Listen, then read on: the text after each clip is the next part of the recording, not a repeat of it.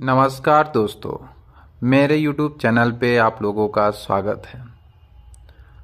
जैसा कि आप जानते हैं कि हम शुरू करने वाले हैं इस चैनल पे स्टोरी टेलिंग। आज से शुरू करेंगे कि ओशो की कहानियों के बारे में। पहली कहानी है बाहर की दुनिया।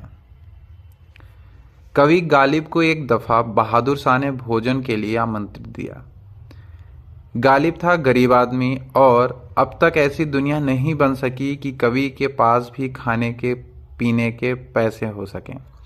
अच्छे आदमी को रोजी जुटानी अभी भी बहुत मुश्किल है।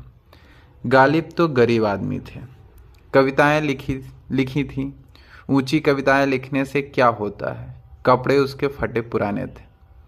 मित्रों ने कहा, बादशाह के यहाँ इन कपड़ों से नहीं चलेगा, क्योंकि बादशाहों के महल में तो कपड़े पहचाने जाते हैं। हम उधार के कपड़े ला देते हैं, तुम उन्हें पहनकर चले आओ। जरा आदमी तो मालूम पड़ोगे। गालिब ने कहा, उधार कपड़े? यह तो बड़ी बुरी बात होगी कि मैं किसी और के कपड़े पहनकर जाऊंगा। मैं जैसा हूं ठीक हूं। किसी और के कपड़े पहनने से क्या फर्क पड़ जाएगा? मैं तो वही रहूंगा ना। मित्रों ने कहा, छोड़ो यह फिलॉसफी की बातें, इन बातों से वहां नहीं चलेगा। जो हो सकता है पहरेदार वापस भी लौटा दें। इन कपड़ों में तो भिखमंगों जैसा मालूम पड़ते हो।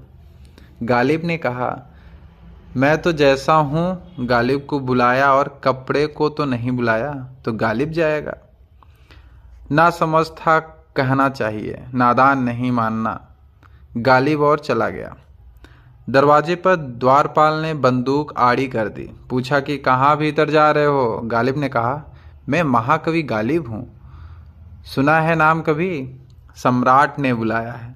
सम्राट का मित्र हूँ मैं, भोजन पर बुलाया गया हूँ।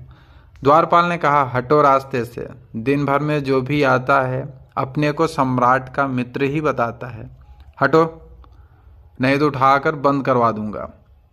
गालिब ने कहा, क्या कहते हो? मुझे पहचानते नहीं? द्वारपाल ने कहा, तुम्हारे कपड़े बता रहे हैं कि तुम कौन हो। फटे जूते बता रहे हैं कि तुम कौन हो। शक्ल देखी है कभी आईने में कि तुम कौन हो? गालिब दुखी होकर वापस लौट आया। मित्रों ने उनसे कहा, तुम ठीक ही कहते थे, वहाँ कपड़े पहचाने जाते हैं। ले आओ उधार के कपड़े। मित्रों ने कपड़े लाकर दिए। उधार कपड़े पहनकर गालिब फिर पहुंच गया। वही द्वारपाल झुक झुक कर नमस्कार करने लगा।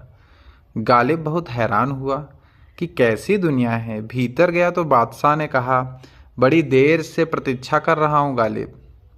तो गालिब हंसने लगे और कहा, कुछ बोला नहीं। जब भोजन लगा दिया गया तो सम्राट खुद भोजन के लिए सामने बैठा, भोजन कराने के लिए। गालिब ने भोजन का कौर बनाया और अपने कोट को खिलाने लगा कि ये कोट खा ले। पगड़ी को खिलाने लगा कि ले पगड़ी खा ले। सम्राट ने कहा, आपके भोजन करने की बड़ी अजीब तरकीब मालूम पड़ती है। यह कौन सी अदा है? यह आप क्या कर रहे हैं? गालिब ने कहा, जब मैं आया था तो द्वार से ही लौटा दिया गया था।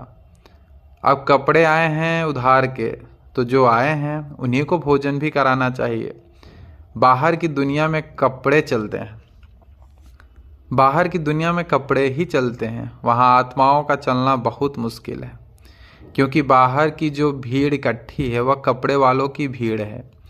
वहाँ आत्मा को चलाने की तत्परता हो जाती है, लेकिन बाहर की दुनिया में जीवन नहीं मिलता। वहाँ हाथ में कपड़ों की लाश रह जाती है, वो भी अकेली।